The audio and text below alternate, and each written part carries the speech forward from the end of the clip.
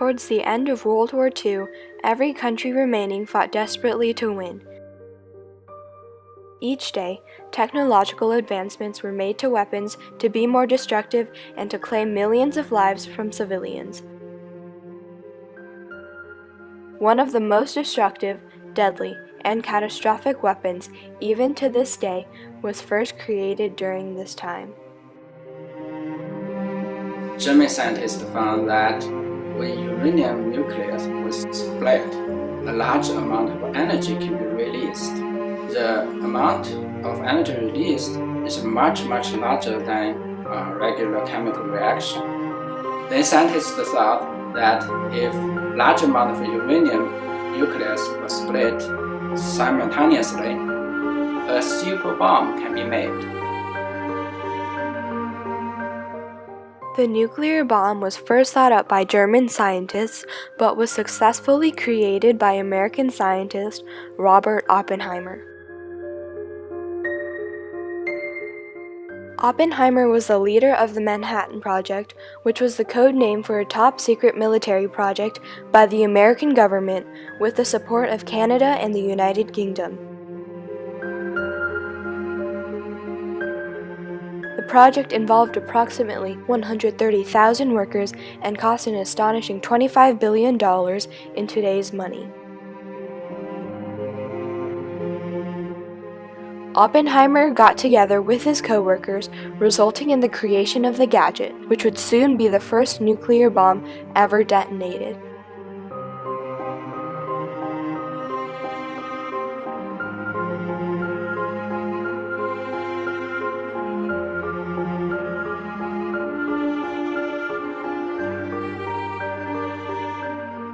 On July 16, 1945, in the middle of the desert in Alamogordo, New Mexico, at precisely 15 seconds to 5:30 a.m., the gadget was dropped.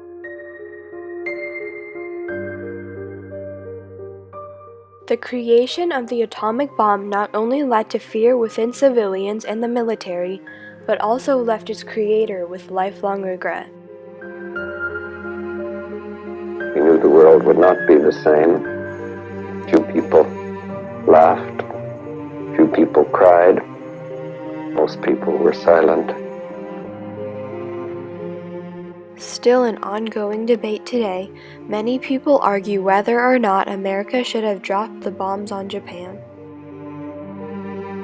The end of the Second World War, the Secretary of War and the U.S. had calculated that had there been an amphibious landing on Kyushu, it would have resulted in roughly 33,000 American deaths.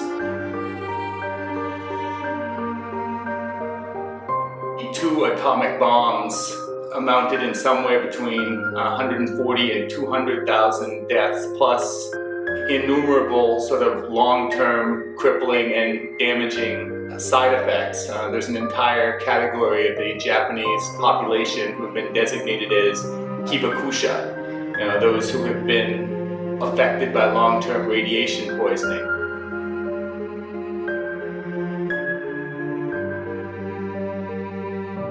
Overall, I think it was probably a push, more or less equal in terms of the number of casualties.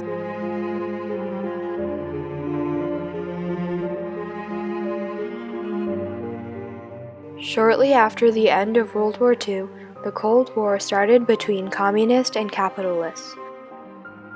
On August 9, 1949, the Soviet Union detonated their first atomic bomb, and the arms race became the focus of the Cold War.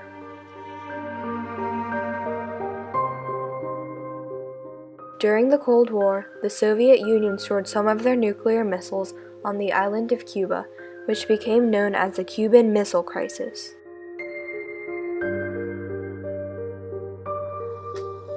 Well, the Cuban Missile Crisis was an incident in which the United States discovered that there were Soviet nuclear missile sites being developed on Cuban soil, and so they were extremely concerned. Cuba was interested in having these missiles on the island because the previous year, in 1961, the United States had tried to invade Cuba and overthrow their government. And so Cuba was very concerned about U.S. aggression towards Cuba and thought that having those missiles there, even if they were never used, would act as a deterrent to the United States, right? Again, to keep the United States from trying to invade and overthrow the government again. The end of the Cuban Missile Crisis did not end the conflict between the United States and Cuba. It also generated some conflict and friction between Cuba and the Soviet Union. One event during the Cuban Missile Crisis narrowly led to a worldwide atomic war. On October of 1962, while American ships were blockading the island of Cuba, 3 Soviet submarines were detected by the American Navy. The Navy warned the Soviet submarines to surface, but the commanders did not interpret the warning as expected. 2 of the 3 commanders in one of the submarines ordered to launch what they knew as a super torpedo. We know now that the super torpedo was actually a nuclear weapon. Fortunately, all commanders had to approve of the launch, but the 3rd commander refused to do so. That man, Vasily Arkhipov, narrowly saved the world from nuclear destruction. During the nuclear arms race, not only were government officials involved, but it also impacted civilian lives. I grew up during the end of the Cold War. I went to school, a little junior high school in western Maine, and we used to have drills where we would hide under the wooden desks. We were about 60 or 80 miles from Loring Air Force Base in Maine, and that was thought of as a potential target if there was a Russian strike. The nuclear arms race led to the creation of thousands of nuclear arsenals around the world. Many countries today still want to develop the most effective nuclear weapons.